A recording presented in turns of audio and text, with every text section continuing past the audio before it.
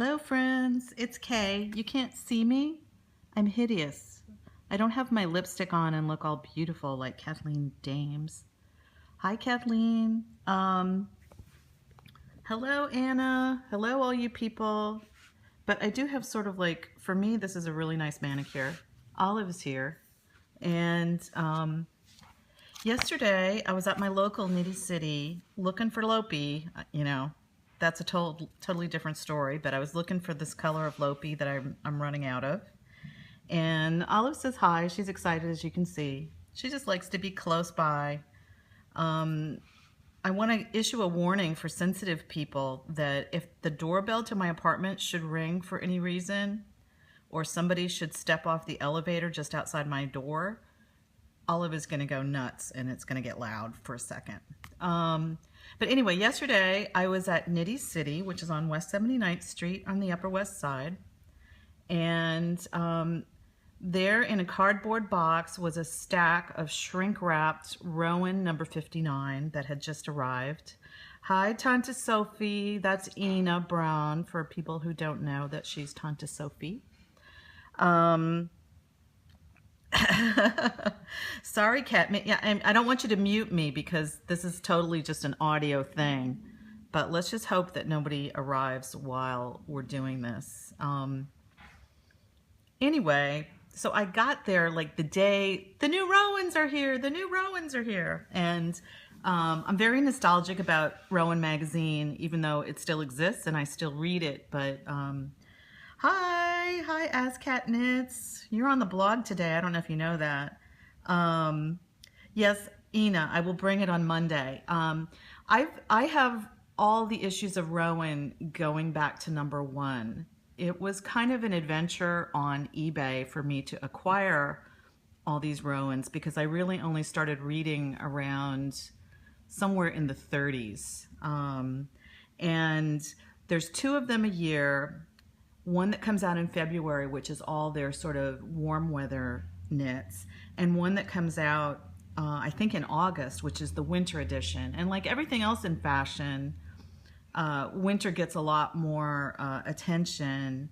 Hi, Kathleen. You're keeping busy as usual. But like everything else in fashion, the Rowan warm weather stuff never gets as much love from the knitting public. And sometimes, I've been kind of bored by even though I'm kind of a cotton and plant fiber lover as a knitter, for many years I did not knit with wool. Sometimes they just weren't very exciting. And so I was just flipping through Rowan 59, which should be at your local yarn store right this minute if you don't subscribe.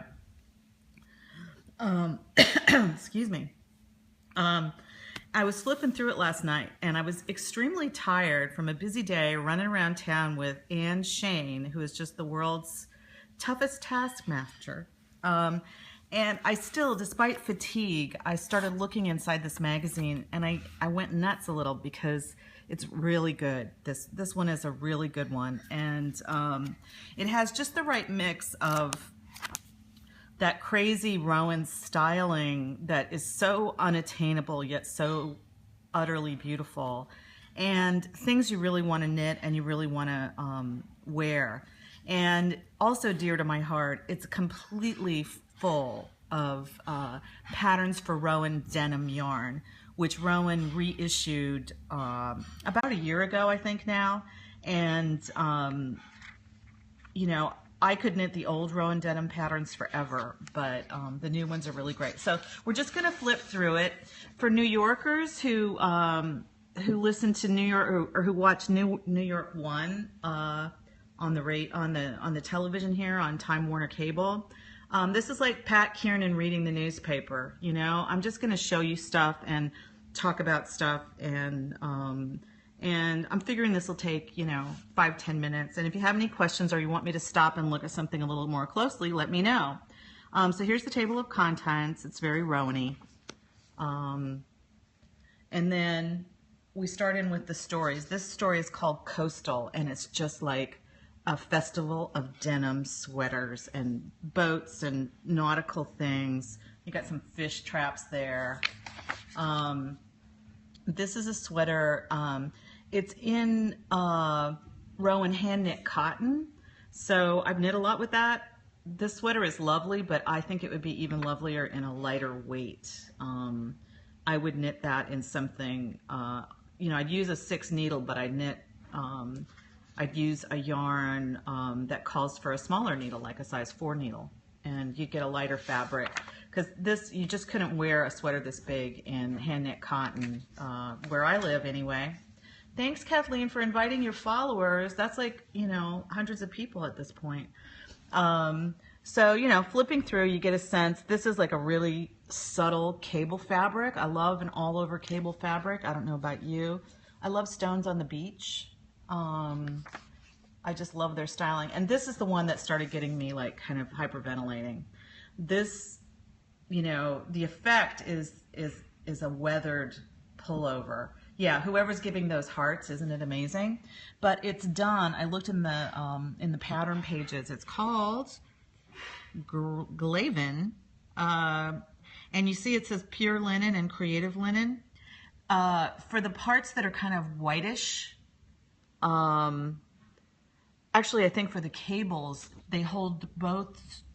You tap on your screen, I think, to give hearts. If that's not right, somebody tell me. Yeah, tap the screen. Yeah, Ina, you got to give me some hearts. Thank you. Anyway, so this is done holding 2 strands, a thin and a thick strand together to give the cables that sort of slightly whitened appearance, like the muzzle of a small terrier. That's the color that is. It should be called terrier muzzle. Now this is the kind of Rowan sweater that I've never been too enamored of, but maybe it's just because it wouldn't look that good on me. But here, these are just more great cotton sweaters. One of these, I think it's the bigger one, the jackety one, is in All Seasons Cotton. Lion brand used to make a great, virtually indistinguishable yarn that people may have in their stashes that was called Cottonese, E-A-S-E, Cottonese. I don't think they make it anymore. They might make it anymore. They might still make it. But if you have it, it's a great substitute for Rowan All Seasons Cotton, which is sort of a heavy cotton blend. It's lightened with some acrylic, and it's just kind of fun because you can crank things out fast in it.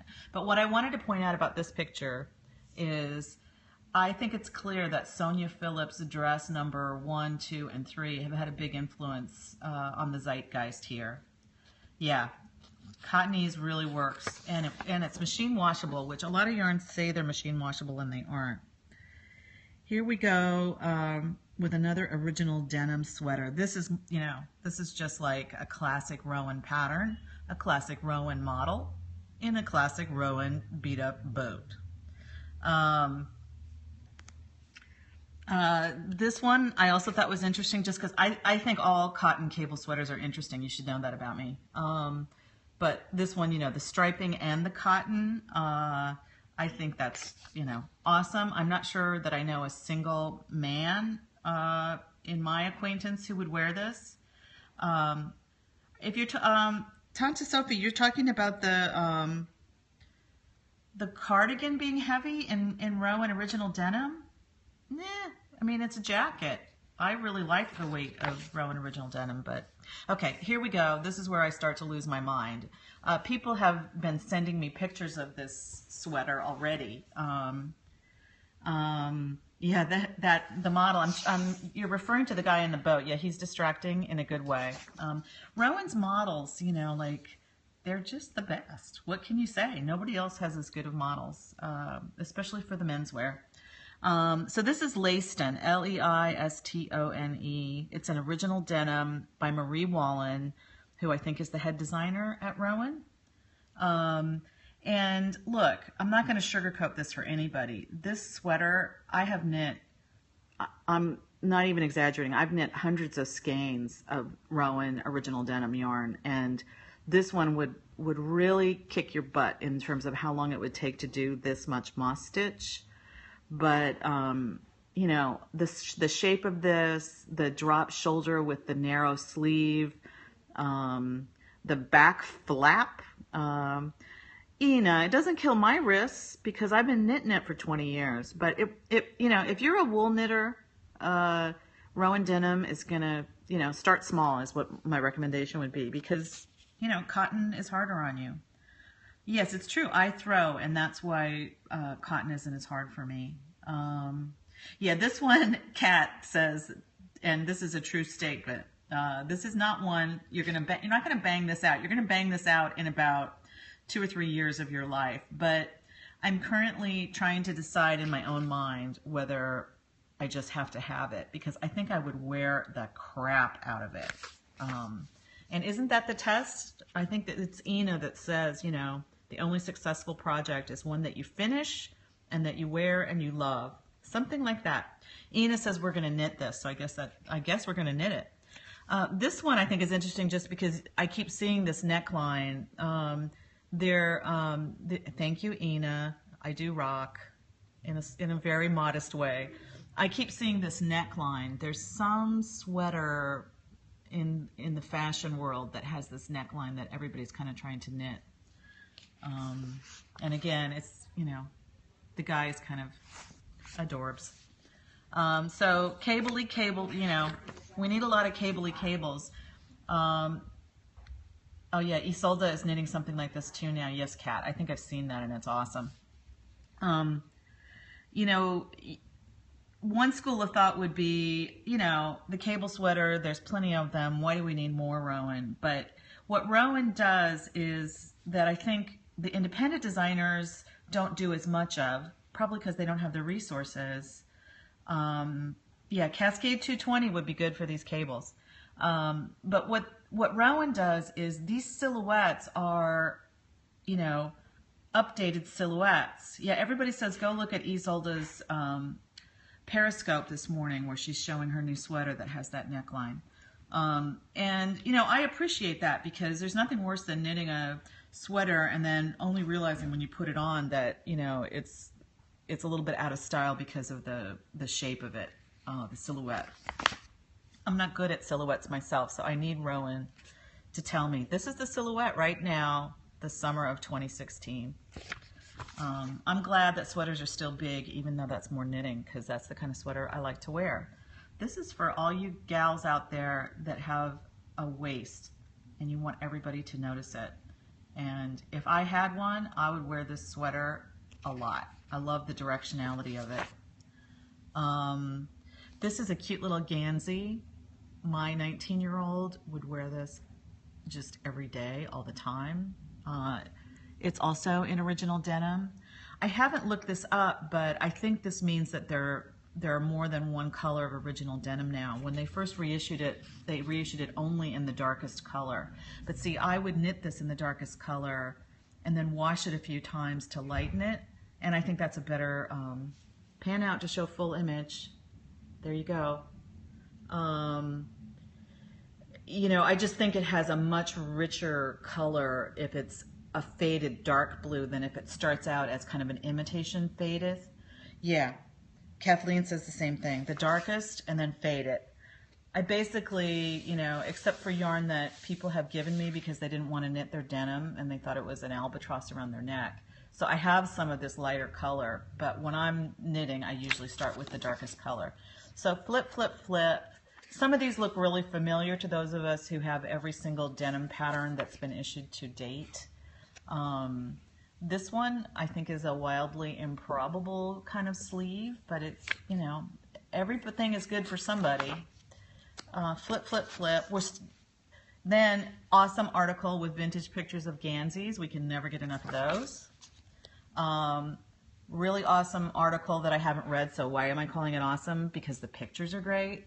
And because people that I know and love from the internet are mentioned, like Arnie and Carlos, Gregory Patrick, Knitting Conrad, Cave, my baby, I love you, Cave. Come on, give some hearts for Cave, or I'm going to stay on his picture. There's Brandon, Martin Story, who's an awesome knitter and designer. Anyway. So, and here's a highlight on a man who's a knitting designer, Carlo Volpi. I don't know his work. I'm excited to find out about it.